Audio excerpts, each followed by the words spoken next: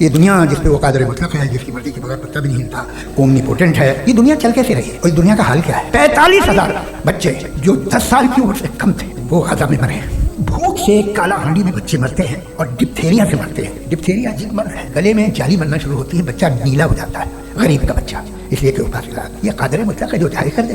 اس لیے آپ دعائیں مانگتے ہیں ہماری یہ کام کر دے وہ کر دے، تو اس کا مطلب ڈے ٹو ڈے لائف میں وہ انٹرفیئر کرتا ہے اور یہ دیکھ رہا ہے۔ اگر وہ واقعی بھی ہے فور ڈسکشن سے، تو میں جب دنیا دیکھتا ہوں تو میرے دل میں اس کے لیے کوئی عزت نہیں پیدا ہوتی۔ دیکھیں یہ جو غزہ کا مسئلے کے حوالے سے جو انہوں نے تذکرہ کیا، اور دوسرا بھی آپ اس کو جیسے مثال دی ہے کہ اور بھی جو لوگ ظلم کر رہے ہیں، میں جناب اختر صاحب سے کہوں گا آپ کے اوپر اگر جبر کیا جائے آپ کو وہ اچھا لگتا ہے یا آپ کو آزاد اپنی مرضی کے فیصلے کرنے دیے جائیں وہ اچھا لگتا ہے؟ ہر ایک اپنا فخر محسوس کرتا ہے کہ دیکھیں میں اپنی مرضی کا فیصلہ کرتا ہوں، میرے اوپر کوئی حاکم نہیں ہے، میں جو ہوں فری ول رکھتا ہوں، مطلب اس کو فخریہ انداز میں بیان کرتا ہے۔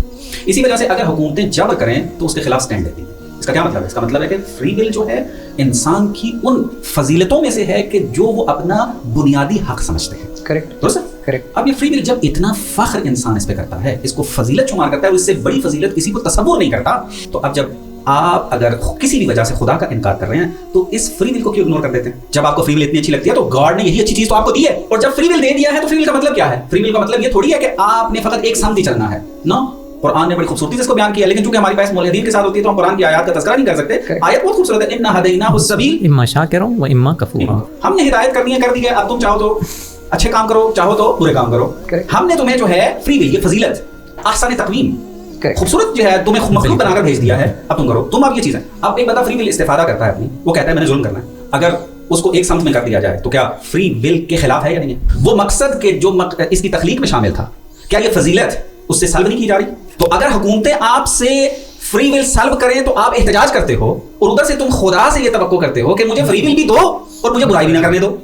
جی تھوڑا سا بھی انسان اگر فری ول کی حقیقت میں تصور کر صحیح طریقے سے سوچنا شروع کر دے تو اس کو پتہ چل جائے گا بھائی نیوٹن نے طے کر لیا ہے کہ میں نے برائی کرنی ہے، میں نے کسی کی بات نہیں ماننی ہے، طے کر لیا اس نے اپنے فری ول سے وہ کہہ رہا ہے کہ مان نہیں رہا، اس کو سمجھایا گیا، اس کو سب کچھ آرگومنٹ دیے گئے، اس کو جو ہے کہ سارے آپ اللہ کہہ رہے ہیں نا یہ کام کرو، کہتے میں نے کرنا ہے، ٹھیک ہے۔ اب وہ یہ کام کر رہا ہے، آپ کہہ رہے ہیں خدا کیوں نہیں روک رہا؟ بھائی خدا کی حکمت یہ ہے کہ تمہیں میں نے اشرف المخلوقات بنا کے بھیجا ہے، میں نے تمہیں فری ول جیسی فضیلت عطا کی ہے، عقل دی ہے تاکہ اس عقل کا استعمال کرتے ہوئے حق اور باطل کو سمجھو، فرقان کرو، قد تبین الرشد من الغی، تو آپ کے لیے دونوں راستے کھول کے رکھ دیے ہیں، اب اپنے ہی اختیار سے اس کو انتخاب کرو، لیکن اگر یہاں خدا دخالت کرنے لگے گا وہ حکمت کے خلاف ہے۔